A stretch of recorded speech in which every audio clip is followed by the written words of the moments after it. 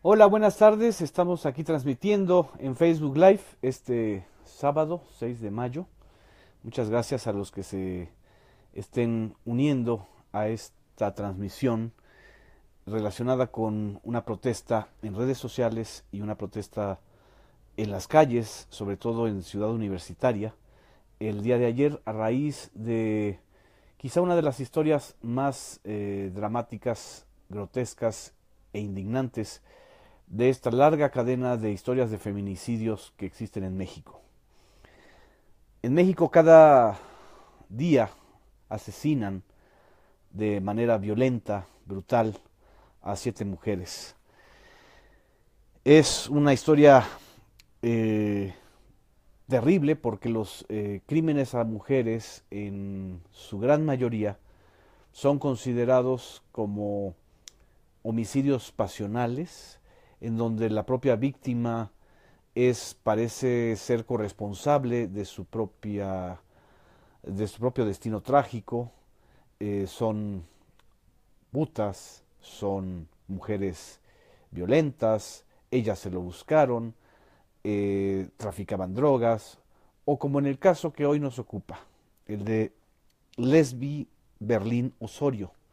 Lesbi Berlín Osorio era una joven de 22 años, cuyo cuerpo fue encontrado eh, en una cabina telefónica a orillas de la Facultad de Ingeniería en la UNAM. Tenía huellas de violencia terribles en su cuerpo, había sido estrangulada con el propio cable del teléfono, tenía la correa de o la cadena de un perro. Las autoridades, cuando se dio a conocer el homicidio, reaccionaron de la peor manera, y nada más aquí para tener una idea de por qué surgió la indignación. La Procuraduría de Justicia de la Ciudad de México primero dijo: la mujer hallada sin vida en jardines de las instalaciones de la UNAM fue identificada por familiares. En un segundo mensaje por tweet y por redes sociales, la Procuraduría dice: su madre y novio aseguraron que ella ya no estudiaba desde el 2014 y dejó sus clases en CCH Sur, donde debía materias. ¿Qué relación tenía esto con el homicidio? No lo sabemos. El novio con quien la víctima vivía informó que él trabajaba en el área de Intendencia de Preparatoria 6. Volvió a escribir la Procuraduría de Justicia del Distrito Federal. Y luego, en un tercer mensaje, dice la Procuraduría de Justicia de la Ciudad de México: el día de los hechos, la pareja se reunió con varios amigos en CEU, donde estuvieron alcoholizándose y drogándose. Alcoholizarse o drogarse es justificación para que maten a alguien, a nadie. ¿Por qué señalan esto en relación con Lesbi y no en relación con otros crímenes? La Procuraduría volvió a actuar, la Procuraduría Capitalina de la ciudad de la diversidad, de la ciudad que acaba de aprobar una constitución donde se establece la equidad de género y una serie de derechos para evitar justamente este lenguaje de misoginia y de justificación al feminicidio. En esa misma Procuraduría fue la que hace 2 años, cuando el crimen o el multihomicidio de la colonia Narvarte, si ustedes recordarán, la colonia Narvarte en la Ciudad de México fue escenario de uno de los crímenes más violentos e indignantes en la Ciudad de México, y vaya que han habido varios. Entraron a un departamento, mataron a 5 personas, incluyendo a un fotoreportero, a Rubén Espinosa, a una activista y estudiante de la Universidad Veracruzana, Mildred, y a una chica colombiana y a otra joven, y más una señora que se dedicaba a la limpieza. La Procuraduría, en lugar de ir por la pista más evidente, porque ya habían signos de amenazas contra Nadia Vera, perdón, y contra Rubén, se fueron contra las mujeres, contra a suponer que porque una de ellas se dedicaba al tráfico de drogas, o porque la otra era modelo y a lo mejor se dedicaba al sexo servicio, y además porque los 5 se encontraban reunidos y hacían una fiesta y fumaban marihuana, según las versiones de la Procuraduría, entonces por eso fueron asesinados de esa manera brutal. Se ensañaron con la vida privada de las mujeres, se ensañaron con el prejuicio, se ensañaron con esta idea de criminalizar a las mujeres como si fueran ellas las responsables de ser víctimas. Han habido muchos casos recientemente en México donde la reacción social, la indignación social frente a esta manera de actuar de las autoridades ha generado protestas, ha encendido aún más la furia social, sobre todo entre las mujeres. Nada más por acordarnos del caso de los porquis de Veracruz. El caso de los porquis es otro de los ejemplos en donde las autoridades tratan de justificar a una banda de jóvenes que se dedican a abusar sexualmente de jovencitas desde su posición social de impunidad. Y en lugar de proteger a Dafne, una de las chicas que denunció, la criminalizaron en redes sociales, la criminalizaron en medios y empezaron a cuestionar si había sido violada o no.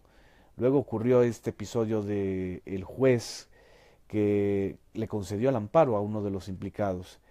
Y más recientemente escuchamos precisamente en Radio Universidad a un comentarista que tenía un programa desde hace 16 años, Marcelino Perelló, justificando como si nada el hecho de la violencia sexual contra las mujeres y diciendo que si no hay una penetración del miembro masculino hacia el miembro femenino, no es violación.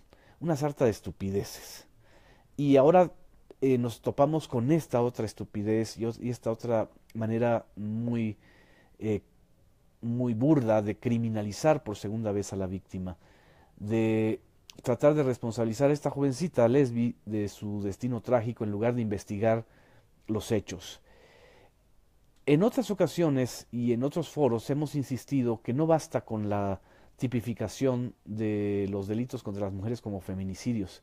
Tenemos que hablar, y aquí quiero insistir, de crímenes de odio, porque el crimen de odio no solamente constituye la violencia sádica y la hazaña contra la víctima, sino un discurso de odio que incluye esto, justamente la criminalización de las víctimas, la justificación de esa violencia, la impunidad contra quienes cometen abusos y agresiones físicas contra las mujeres, como si fuera algo normal. Y por esta razón, más de 800 personas, la mayoría de ellas mujeres, marcharon el día de ayer en la ciudad universitaria de la Facultad de Ciencias Políticas a la Facultad de Ingeniería y a la Torre de Rectoría, pasando justamente por donde estaba la caseta telefónica donde hallaron el cuerpo de Lesbi. Y la indignación es esa justamente. Si me matan, ¿qué van a decir de mí?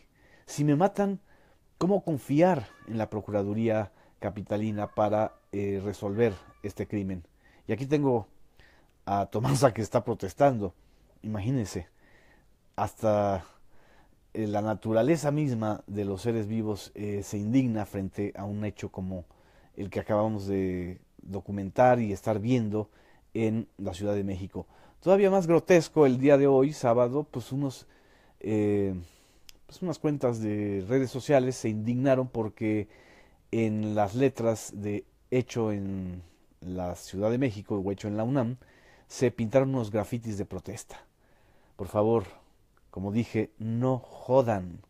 No hay, no hay comparación, no hay equiparación entre los grafitis que puedan haber en edificios públicos o en instalaciones que evidentemente pues son actos reprobables, pero no hay comparación de eso con el manejo de un homicidio que criminaliza a la víctima y por generalización o por empatía está generando una indignación social bárbara.